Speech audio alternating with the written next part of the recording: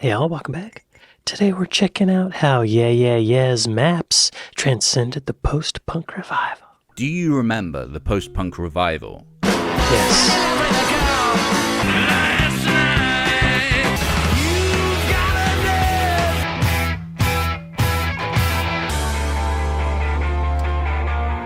Those few years at the beginning of the 2000s where the White Stripes and the Strokes were the coolest thing possible. The NME dubbed this explosion of retro-focused activity the New Rock Revolution. Albums like White Blood Cells, Is This It, and Up the Bracket brought a whole new wave of indie rock into the mainstream. Yes, it did. A wave that stood in stark opposition of the shapeless anger of nu metal and the adolescent goofiness of pop punk.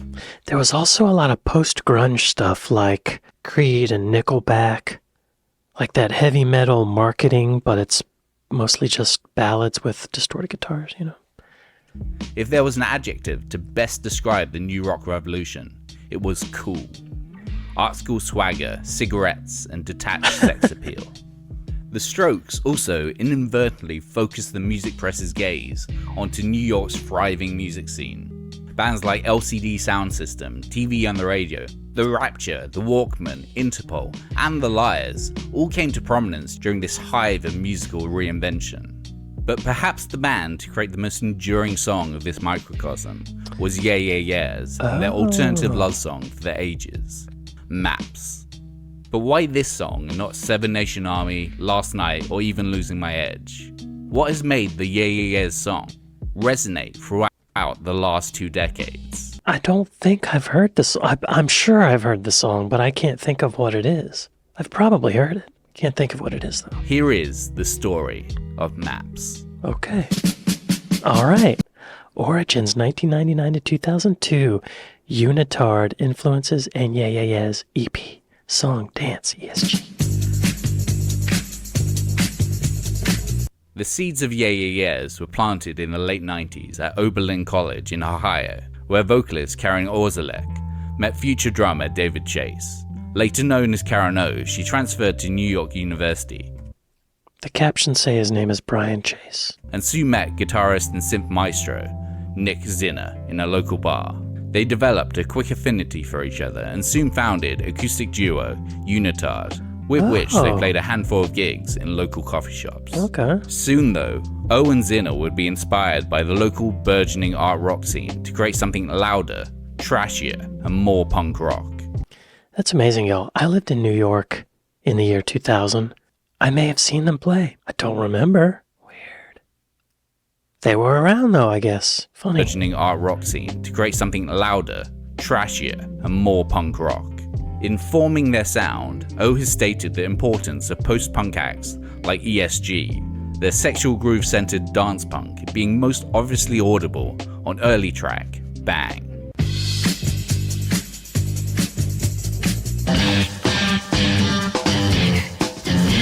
Their fledgling sound was also more sample-led than their later work, with a lot of songs written using drum machines and loops. Their snarling assaults given a lo-fi, glitchy quality that recalls electro-clash group Le Tigre.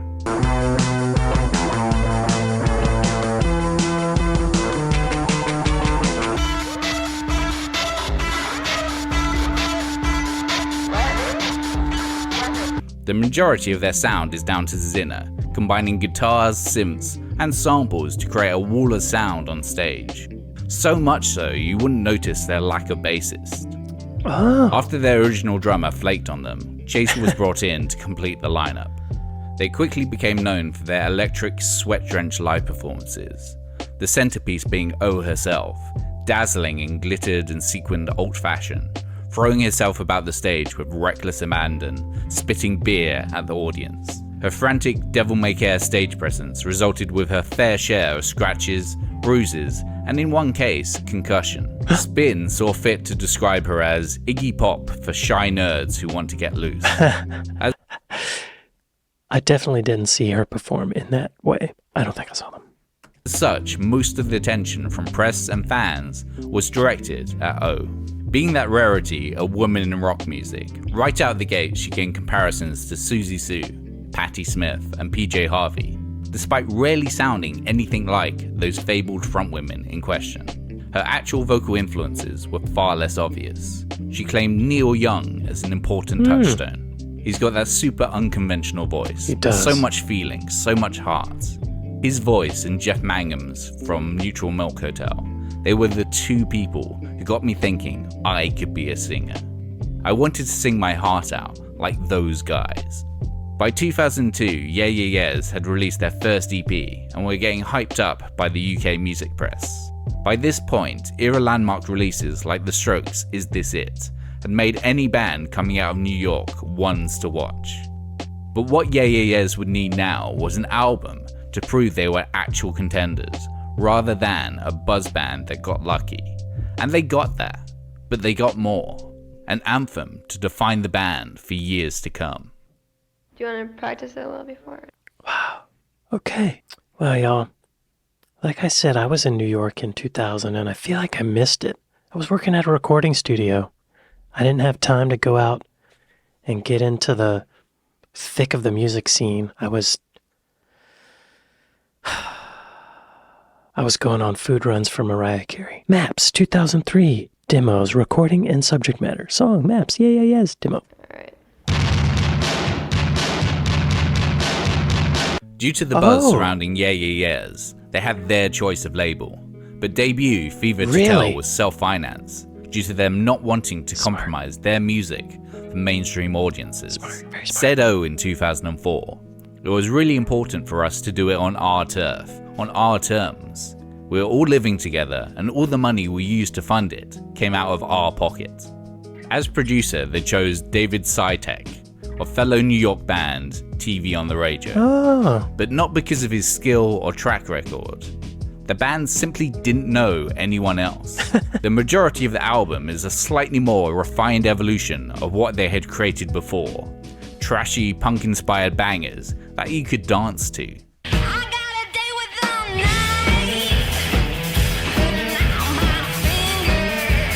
But one track distinguished itself in its difference. The restrained love song, Maps.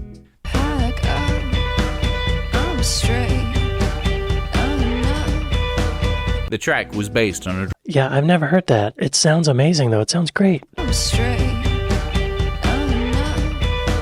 The track was based on a drum loop that Zinner had been toying with. O told the BBC's Matt Everett in 2019.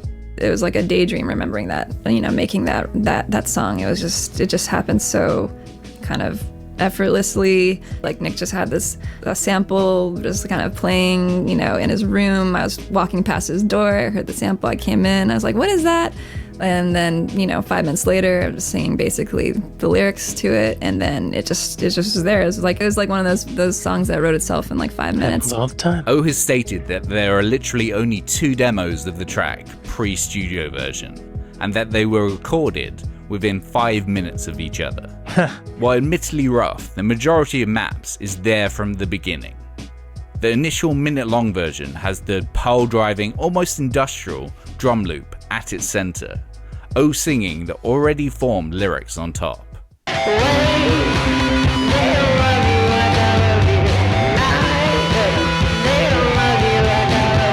The second demo adds Zinner's one-note, mosquito guitar riff that permeates the majority of the song.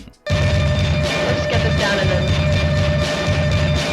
Maps' emotive guitar-led breakdown would not be added until the studio version of the track. Maps was written about Liar's frontman, Angus Andrew, who O had started seeing seriously just prior to the recording of Fever to Tell. We had just started touring a lot. There was a lot of emotional unrest going on. The dirt was getting kicked up and the water was getting really murky. I had just fallen in love and settled down with someone, but I was constantly going away and coming back. All that caused the Bleeding Heart song. The key chorus lyric was taken from a love letter that O had written Andrew while he was on tour. It has also been suggested that the title isn't just an allusion to the international touring that kept the couple apart, but also an acronym for My Angus, Please Stay. The Liar song, The Other Side of Mount Heart Attack, released in 2006, with its mantra-like lyrics that deal with heartbreak, can be seen as a belated response to Maps and Andrew's failed relationship with O. I can always be found. I can always be found. Okay. Interesting. So they all lived together. They were going on tour. Earlier it said that they had their choice of record labels, but that they financed the record themselves. So did they sign with a record label? Oh, they opened for the Strokes and the White Stripes. They were in the right place at the right time. They played at South by Southwest. They did a UK tour. Wichita Recordings distributed the group's EP in the UK. Touch and Go reissued it in the States. Okay. Wow. In 2010, Rolling Stone magazine ranked Maps as the 386th in their list of 500 greatest songs of all time. That's pretty good. Spike Jonze directed a video. I'm not seeing what record label. Let's see. Well, by 2009, they were signed to Interscope Records. Okay. All right. Makes sense. Okay. Where were we? Okay. Release 2003 to 2004. Charting, music video, and follow-up song Maps. Yes.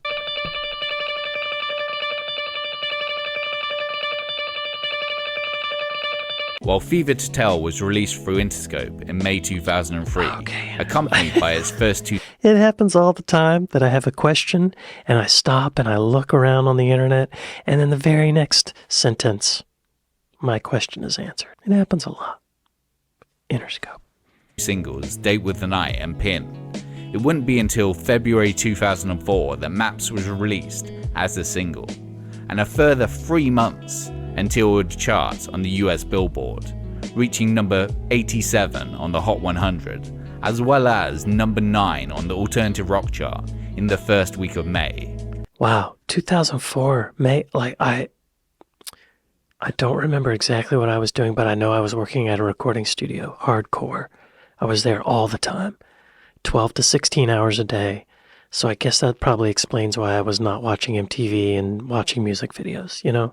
I was totally out of it. It's so weird that I was further into the music industry, but I was blinded to what was really going on. Isn't that weird?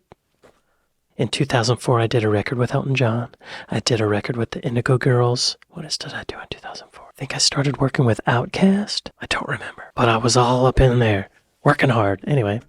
Play on MTV aided the song's commercial success. Its iconic video is a rather standard rock band studio performance, directed by friend of the band, Patrick Daughters. But the video showcases O's outpouring of emotion, akin to a noughties era Sinead O'Connor. The tears in the music video were provoked by the song's subject matter, Andrew. She said to the NME in 2007, "They were real tears. My boyfriend at the time was supposed to come to the shoot. He was 3 hours late and I was just about to leave for tour. I didn't even think he was going to come, and this was the song that was written for him. He eventually showed up and I got myself in a real emotional state. With a hit on their hands and the label wanting to extend the lifespan of Fever to Tell, a follow-up single was needed. The band chose Why Control.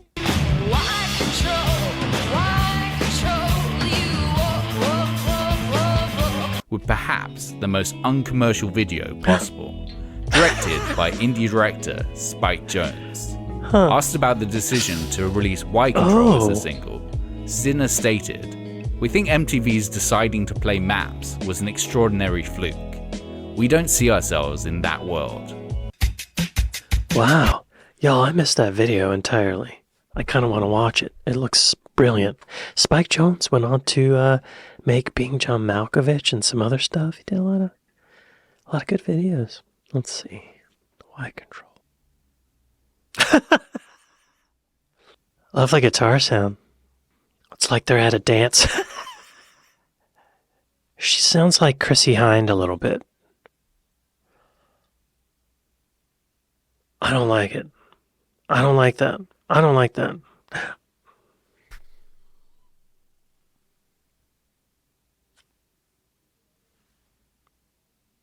Oh, okay. I can't watch it. There's a dead dog involved. I'm sure it's a fake dog, but I can't. I can't do that. I can't do that. I can't. I'm sorry. Okay. It's crazy to think that it's been over 20 years since that came out. Influence 2003 pop indie crossover. Kelly Clarkson and Beyonce song A Stroke of Genius, The Freelance Hellraiser.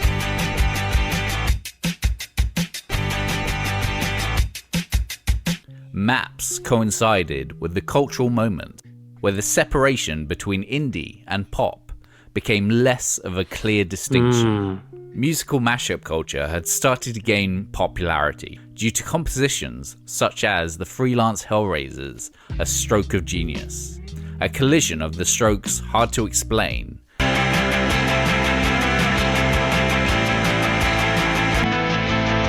and Christina Aguilera's Genie in a Bottle. What? Right?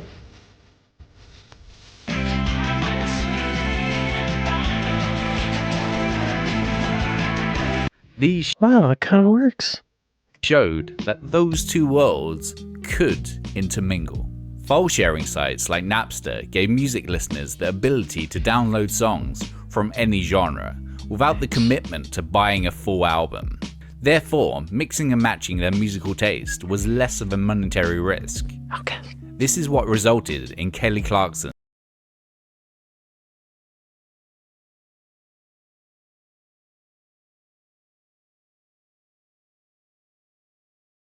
Its indie rock inspired sound made it so that listeners that thought themselves too cool for conventional pop music would unwittingly get sucked in doing so, making the song an indie pop crossover hit. I remember when that song came out, and I was like, no. Co-writer Dr. Luke revealed to Billboard in 2010. Oh. In the captions, there's an adjective for Dr. Luke. Right here. Right here. So, I've actually met Dr. Luke. The studio I was working at in Atlanta, he came through a couple times, and I just talked to him in the hallway. This was before all of the alleged stuff with Kesha. If you don't know, apparently Kesha later sued him for S stuff.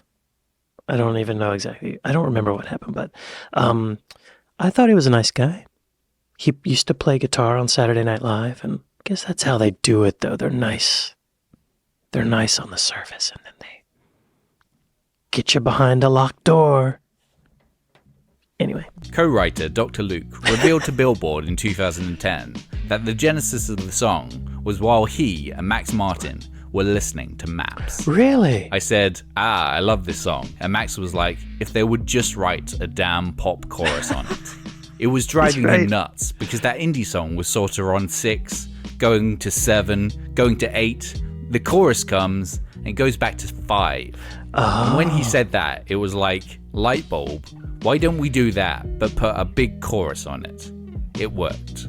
Both songs are written in G major, but the real tip of the hat to Maps is in Since You Be Gone's bridge guitar break. Really?